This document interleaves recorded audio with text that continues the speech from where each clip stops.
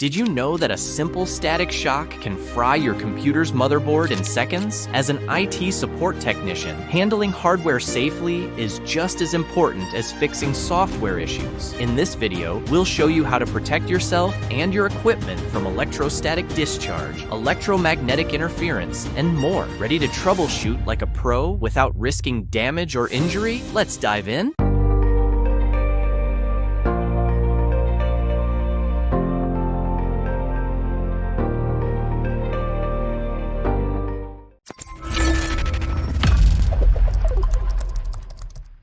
Preparation before troubleshooting. As we saw in the previous course, having good communication with your client allows you to start the troubleshooting process effectively. The more details you get about the problem, the faster you'll get to troubleshooting. Before you start your troubleshooting, you'll need to act skillfully, especially when you're dealing with computer devices. That is, you will have to handle these components safely and also using the right tools. You will also need to have a good troubleshooting methodology to focus your efforts. Electrostatic discharge. We will start by talking about electrostatic discharge. All computer devices use electricity. As long as the electricity flows properly through the circuits and wires, you're fine. But sometimes the electricity spills from one place to another and causes damage. These are called electromagnetic pulses, EMP. An EMP is a brief and very high amplitude emission of electromagnetic waves that can destroy many electrical and electronic devices and even jam telecommunications. Lightning, for example, is a form of EMP.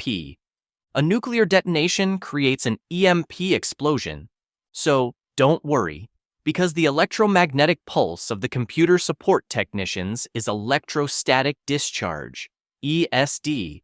An ESD is simply the passage of an electric current from one object to another. For example, it is very likely that when you were at school, in primary school, you had fun rubbing your ruler on the sleeve of your woolen sweater so that you could lift pieces of paper or make your classmates' hair stand on end as if by magic. Well, this phenomenon is static electricity. It is also possible in everyday life to receive a small charge of static electricity, for example, by touching the door of your car, or the caddy of a store, or even a door handle. And if you pay close attention, the moment you receive this shock, well, you might even see a little blue spark. So even if it's not very dangerous for us, ESD can, on the other hand, destroy sensitive parts of a computer device. It is therefore important to take precautions to avoid electrostatic discharge when working on a PC or other computing device. It is important to know that all computer devices are well protected against electrostatic discharge outdoors. For example, on a PC, as long as you don't open the case, well, there is no risk. The precautions to be taken are therefore only if you were to handle the inside of a PC. Anti-static tools. We will now talk about anti-static tools, which are used by support technicians. We have seen that electrostatic discharges occur only when two objects, which store different amounts of static electricity, come into contact. In this case, the term that works well is rather a difference in potential. The secret to avoiding electrostatic discharge is to maintain the same electrical potential between you and the computer components you touch. That is, you have to connect with the ground. To do this, the ideal is to wear an anti-static bracelet. This tool consists of a bracelet that you wear on your wrist and a wire, or, at the other end, there is a clamp, which will be connected to any metal part of the computer. The anti-static wrist strap is part of the standard equipment of the support technician. But there are others, such as the anti-static mat, which avoids capturing static electricity from other sources. For example, when the components are placed side by side. In general, when you equip yourself with these two tools, it is best to buy the mat that combines with the bracelet. So, you have to be careful to wear the bracelet well. That is, it should touch the skin of your wrist. For example, don't put it over the sleeve of your sweater. It is also important to know that any electrical component that is not in a computer case must be stored in an anti-static bag. This is a bag specially designed to eliminate any static electricity you may have when handling the component. This prevents damage to it. By the way, when you buy any computer component, well, they are all packaged in an anti-static bag. And an experienced technician never throws away those bags of packaging because it can always be useful. Even if you always have to have this type of equipment on hand, it can happen that you find yourself in situations where you don't have a bracelet or an electrostatic mat. Well, in this case, the trick is to touch the power supply of the PC from time to time to keep yourself at the same potential as the computer. It's not as effective as a bracelet, but it's better than nothing. So, of course, when you do that, check well to have disconnected the PC from the general power supply. In any case, and for any type of device, you should work on the equipment only if it is disconnected from any electrical source. Moreover, this is a question that can be examined.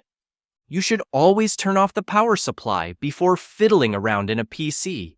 And if it's a laptop, then you also have to remove the battery, in addition to the power supply. Now let's talk about another type of interference, which are electromagnetic fields.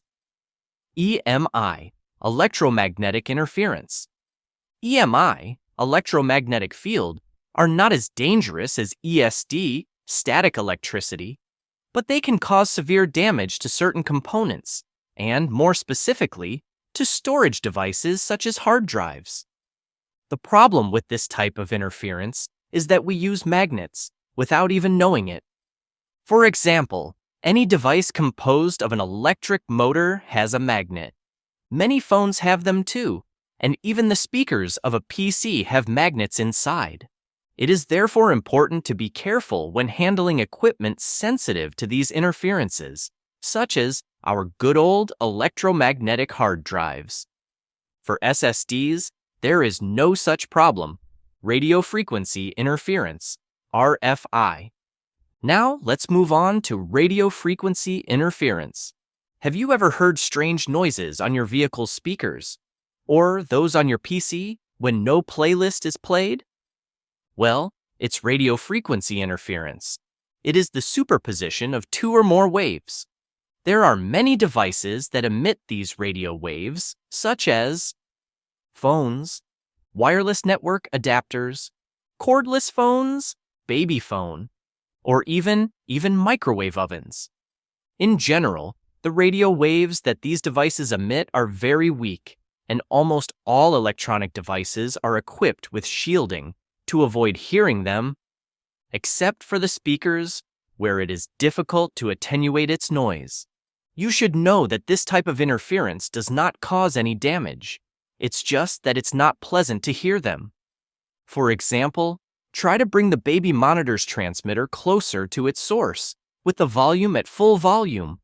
It's an unbearable noise, but not as much as a baby's crying. I think that if you are a dad, we agree on this point. By the way, a little aside, for fans of the Dragon Ball manga, since my son was born, I now understand why Broly can't blame Sengoku. A baby's crying remains one of the most unbearable sounds. Physical tools. Now let's move on to the physical tools, which are usually a batch of screwdrivers designed specifically for support technicians. You can find this type of tool directly on Amazon by searching for the keywords precision screwdriver. These are a range of tools dedicated to electronic devices. Many technicians also use magnetic screwdrivers, which allow them to recover small screws, which would have fallen into a corner, difficult to access.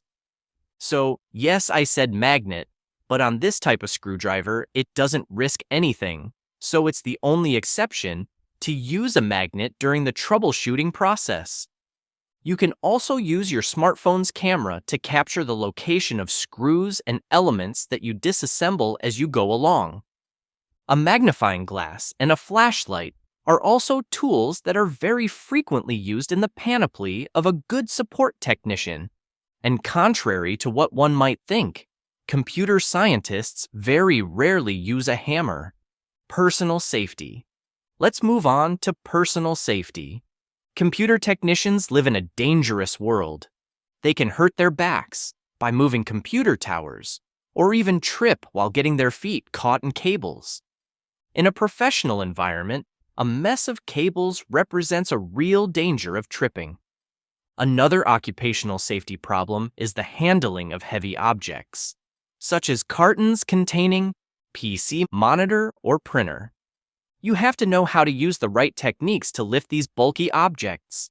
For example, it is strongly recommended to lift with your legs and not your own back. You should always keep your back straight. And if it's really too heavy, don't hesitate to use a hand truck. And also pay close attention to the weight limits, which you can lift with this type of device. You will never be paid enough to risk your own health. You must also be very careful when handling hot components so as not to take the risk of burning yourself. For example, be very careful with anything that has a cooling fan, a processor, or a graphics card not very mounted at very high temperatures. So, if the PC was turned on not so long ago, be very careful when handling the heat sinks of these types of components. It is therefore strongly recommended to always pass your hand over the components before handling them, because just the cooling fins, which are made of metal, can seriously burn you. And finally, when you are in a troubleshooting session and you are fiddling inside a PC, you have to remove any type of jewelry and tie up your hair, if it is long. Because if your hair gets caught in the propellers of a fan, it might not be funny. Don't forget that the job of an IT support technician is not without risk.